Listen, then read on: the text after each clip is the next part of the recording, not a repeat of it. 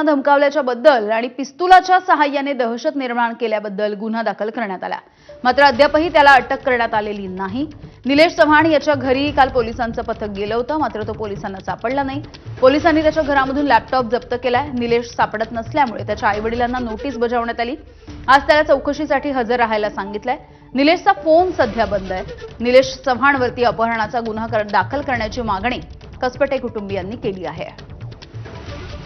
मंदार गोंजर यांचे प्रतिनिधी माहिती देतात। मंदार, आपण एकूणच वैष्णवी हगवणे आत्महत्या प्रकरण बघतो त्यावेळेला हा जो विकृत आणि अत्यंत धक्कादायक गंभीर अशा सगळ्याच गोष्टी करणारा निलेश चव्हाण याचं नाव समोर आलेलं होतं आणि त्याचे सगळे काळे कारनामे तुम्ही सुद्धा काल विशद केलेले होते। अद्यापही हा सापडलेला नाहीये। काय नेमकी आताची अपडेट आहे?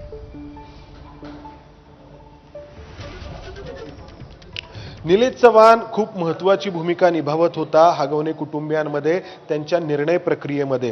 कारण या हगवणे आणि कसपटे कुटुंबियांमध्ये जेव्हा वाद व्हायचा, या वैष्णवीला जेव्हा त्रास दिला जायचा, तेव्हा कसपटे कुटुंबियांची आणि हगवणे कुटुंबियांची बैठक बऱ्याचदा या निलेश चव्हाणच्या कार्यालयामध्ये व्हायची। मध्यस्थी तो करायचा, मात्र कशा प्रकारची करायचा हे आपण पाहतो आहोत। कारण बाळ जेव्हा या निलेश चव्हाणच्या घरी होतं आणि कसपटे कुटुंबीय जेव्हा त्या बाळाला घ्यायला गेले तेव्हा पिस्तुलाच्या साह्याने त्यांनी धमकावलं या कसपटे कुटुंबियांना आणि हुसकावून लावलं। खरं तर कसपटे कुटुंबियांचा आरोप हा आहे की या निलेश चव्हाणवरती अपहरणाचा गुन्हा नोंद करण्यात यावा, बाळाला बेकायदेशीर पद्धतीने डांबून ठेवल्याचा गुन्हा नोंद करण्यात यावा, मात्र पोलिसांनी फक्त धमकावल्याचा गुन्हा नोंद केलाय।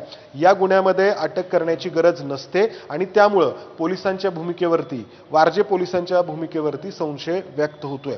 दुसरीकडे उपमुख्यमंत्री अजित पवार यांनी काल स्पष्ट केले की निलेश चव्हाणवरती कारवाई केली जाईल, त्याला पकडलं जाईल आणि त्याच अनुषंगाने काल रात्री वारजे पोलीस कर्वेनगर भागातल्या त्याच्या घरी गेले होते, मात्र तो घरी आढळला नाही।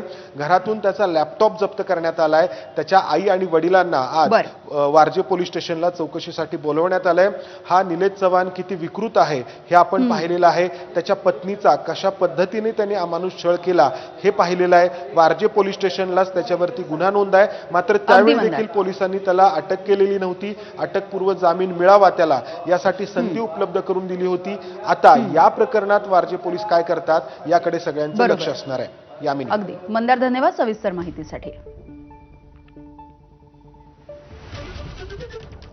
पुढची बातमी बघूयात। लाडकी बहीण योजनेमुळे सरकारी तिजोरीवरती